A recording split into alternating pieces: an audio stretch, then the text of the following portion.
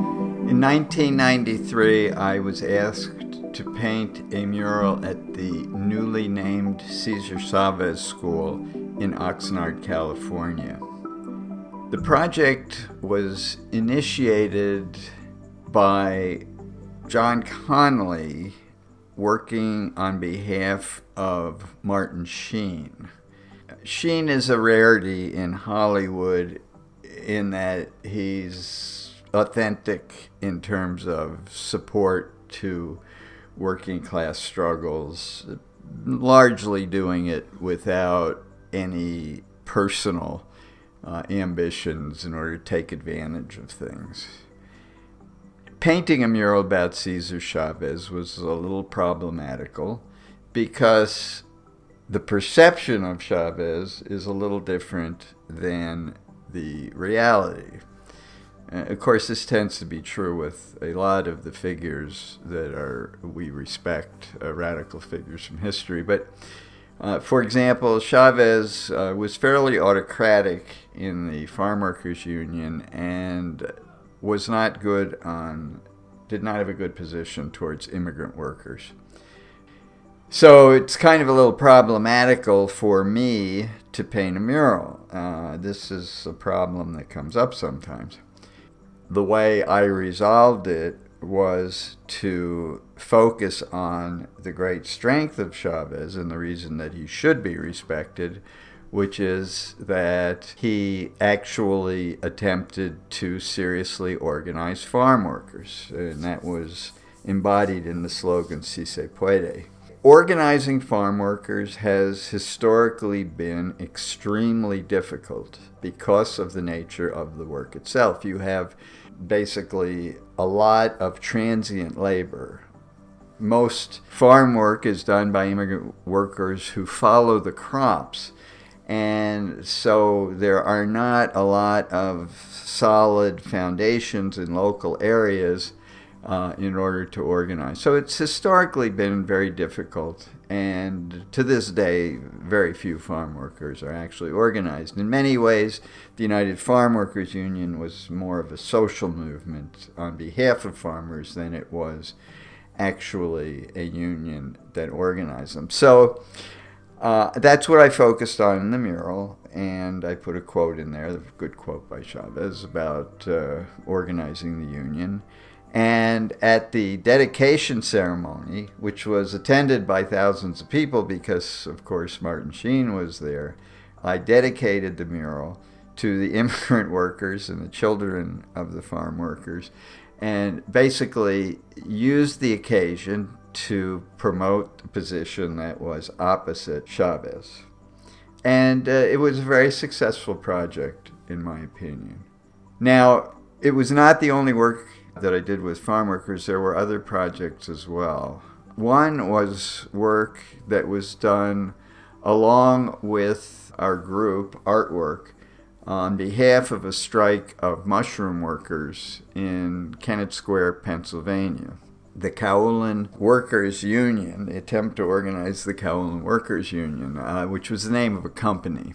Kennett Square is the mushroom capital of the United States. It is a very wealthy area, but you have small enclosed ghettos where farm workers who are immigrant workers live under very adverse conditions. At one point, the workers who were attempting to organize a union showed how the horses of Kennett Square, because it's a big equestrian area, had such better lives than the farm workers.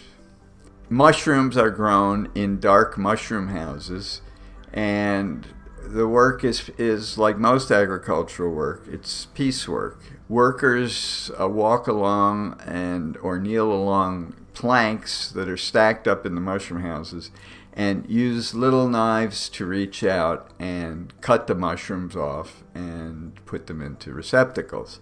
In the process of that, there are a lot of cuts and falls and other things. And the mushroom houses themselves are full of chemicals and pesticides and whatnot. So you're working in dark, dank, dangerous conditions. That's where our mushrooms come from. Mushroom workers are paid very little, like most agriculture workers, and have virtually no benefits. The mushroom workers were not invited to the annual Mushroom Day Parade, which is a big event in Kennett Square. And so our group of artists, along with the striking workers themselves, organized to crash the Mushroom Day Parade. And we had puppets and T-shirts. We had a little marching band, and I painted a large, that's about a 10-foot by 7-foot banner of Emiliano Zapata, the great Mexican revolutionary. As we were preparing the contingent to join the Mushroom Day Parade, the sponsors, the city government sponsors, said that there could be no words in Spanish, and then they said there could be no slogan. So we had to paint a lot of signs that had no words in them, but that expressed the aspirations of the workers. We did this, and it was a wonderful event. Workers felt very isolated in the community, but as we marched through the streets, they were applauded by people, because most people, even middle class or wealthy individuals, actually want to be supportive of these workers who grow the food for them. And this was a very empowering event for the workers, who could see that they were not totally isolated and that there were other people who supported them. Along with the work I did with mushroom pickers, I had earlier done a project in Yakima Valley, Washington, with, again, immigrant workers who mostly pick apples. And I painted this in the late 80s. It was actually painted on 3 4-by-8-foot plywood panels and then assembled at the side of fields and used as an attraction to call workers over to either have meetings or try to organize them into the union. And at the time, we were building solidarity with the Nicaraguan Revolution, which explains some of the imagery that's in there. Of course, the Aztec eagle was a symbol of the farm workers, and again, the slogan "Si se puede." Also notice the cartoon characters, Mr. Potato Head, Mr. Tomato, and these are figures I use frequently in murals. And it's kind of a thing I learned from Chilean muralists who were working under very difficult conditions during the Pinochet dictatorship.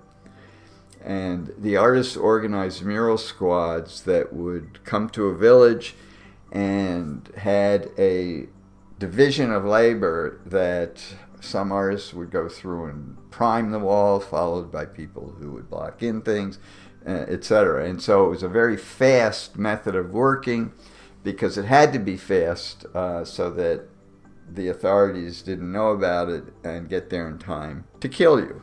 And one of the things that they did was that they always painted caricatures of the local padrones, the local, ruling class figures.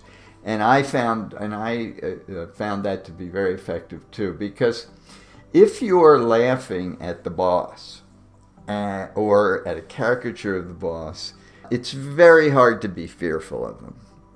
Using humor in murals and having these little kind of vignettes, I think, is empowering for workers. And so that's why I use these figures and did so in Washington.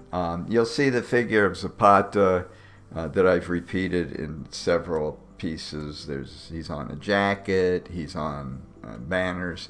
Zapata was a great revolutionary figure who led the Army of the South in the Mexican Revolution and was greatly admired by revolutionaries throughout the world.